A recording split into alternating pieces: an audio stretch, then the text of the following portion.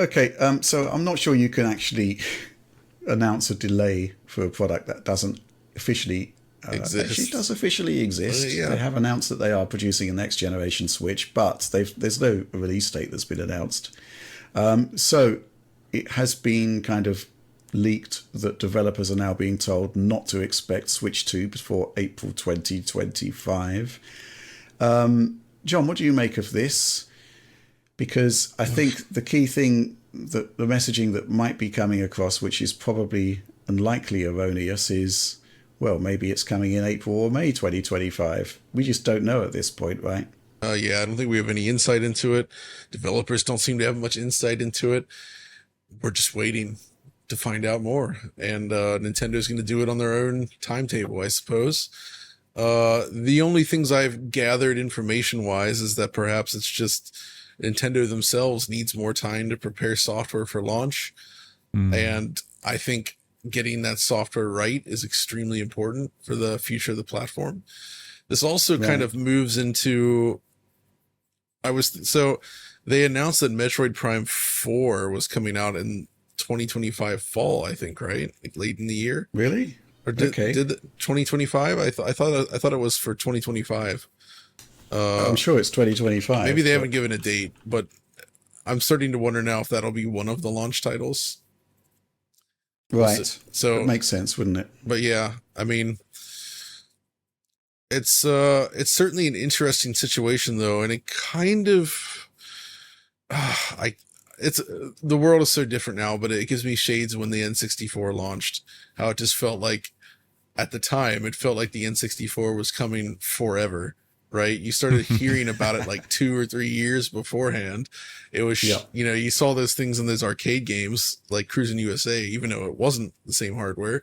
They were advertising the Ultra 64 there. It's just like, when is this thing gonna hit? And then it eventually did, and it was a bit too late in the end. Will that happen here? Probably not, but I don't know. Nintendo's track record for console transitions from a very successful platform to the next gen, it hasn't been great.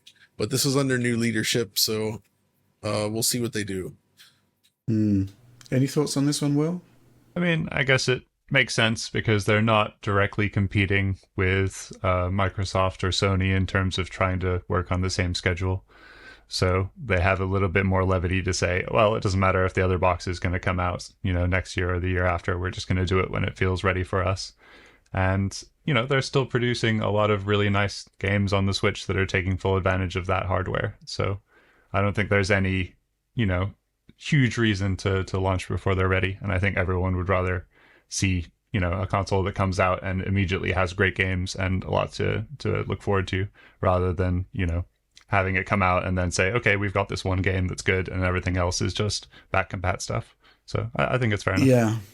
Which is kind of ironic because assuming PlayStation 5 Pro does arrive this year, then there isn't really any kind of killer software that's going to be attached to it as such. There's no sort of killer app, so to speak. We've got Astrobot coming, but that's looking pretty awesome already just on the base PlayStation 5. So, yeah, I guess when you're doing a full generational leap, though, things are quite different. And I think Nintendo has talked in the past about how nervous it is about this generational transition because the Switch has basically been such a tremendously successful console for them. Up there with the best, possibly the best. Not quite sure about that, but it's certainly been delivering the goods for them. I was hoping that we would see a similar kind of marketing cadence to the original Switch, which would mean that we'd see Switch 2 before the end of the year and then possibly towards the end of Q1 of the next. But it looks as though that isn't happening and possibly wouldn't have happened anyway because, well, back in the day, Nintendo had nothing to lose by marketing Switch 1 while the Wii U was out because it was essentially a write-off at that point. So I guess things are going to be kind of more carefully handled this time around. And if it is about software, I think that's a perfectly valid reason not to just get the hardware out there and rely on enhanced versions of existing games.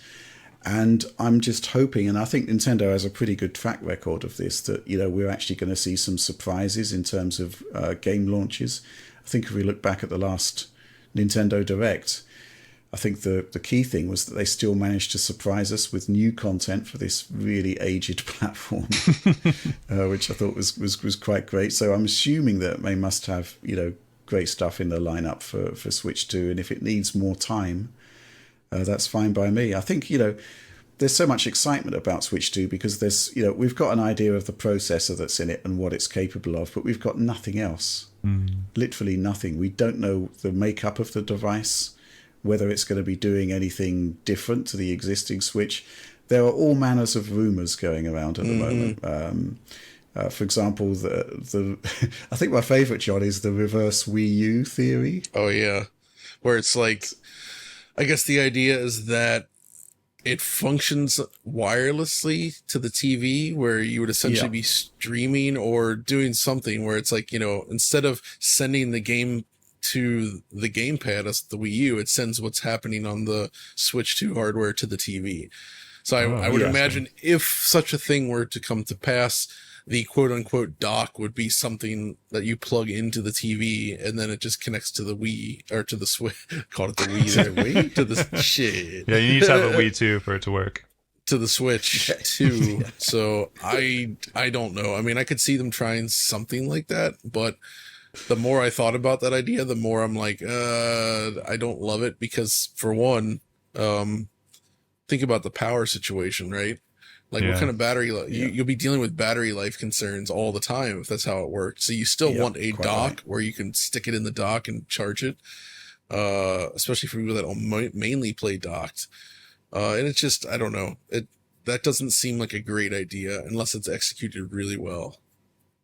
I think you're right. I mean, one of the key things that happened with the Switch was basically the docked mode opened up extra clocks, and it did so by, basically having you running off mains power. The reverse Wii U scenario doesn't really accommodate that. I don't see how that would actually work.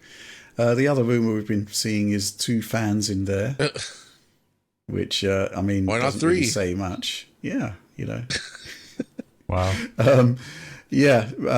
But, you would expect to have some decent level of performance available particularly for dock play. I think that's still, I mean, we say it in every sort of direct where we talk about the Switch 2. The fundamental weakness of the Switch 1 was that the living room display experience wasn't particularly great on a lot of games. Yeah. And that's the other rumor that we've been hearing, that the clock differential between docked and mobile mode is actually much wider than it was before, which would potentially mean that you'd be able to throw more horsepower at the living room display experience. All I'll really say about that, it does make sense, but there does reach a point where you get diminishing returns of throwing power at silicon. I'm thinking more like that would be beneficial for the cost of DLSS, for instance, right? Because computationally, it's not free. Let's say, they have a lower res screen in the unit itself that you don't really need to use it to that level. But for the TV experience, you're going to want to push that up to get decent results, right? So it makes sense to throw extra horsepower at that specifically. Yeah. But beyond that, I mean, obviously there's a lot of discussion, a lot of concern about when it's actually coming out. We were hoping to see it much sooner. All I can really say is that the silicon has been ready for years at this point. So, hopefully we will see something soon. And, I'm not really too concerned about the horsepower side of the equation because, when you're looking at what developers have done with Tegra X1, most recent example, Ace Combat 7. Did you get a chance to play it on Switch, John? No, not yet. But obviously I watched Oliver's video and it is pretty astounding, I have to say. It genuinely looks better than, say, the Xbox One version. Yeah, in many some ways. respects for sure. Right? Yeah. So to be able to achieve that on the Switch is a super impressive achievement. Yeah, I mean, we've been doing some Switch retrospectives recently because we are coming to the end of the generation. We did the best graphics on Switch from first-party developers. I think you've recorded a third-party equivalent. We did. Which is almost like a celebration of the impossible ports. In a way, yeah. And, what I would love to do as a kind of endpoint to that coverage is to actually get the guys who did Panic Button, Saber Interactive, Rebellion North, Oh, to get those Switch developers together to talk about their experiences of developing for the Switch man. and how they managed to achieve those fantastic results. I think that would be a great way to send off the generation from a Digital Foundry perspective. Agreed. But Switch 2, well, I guess we're going to be waiting until next year just to hear any details, to actually see some games at this point.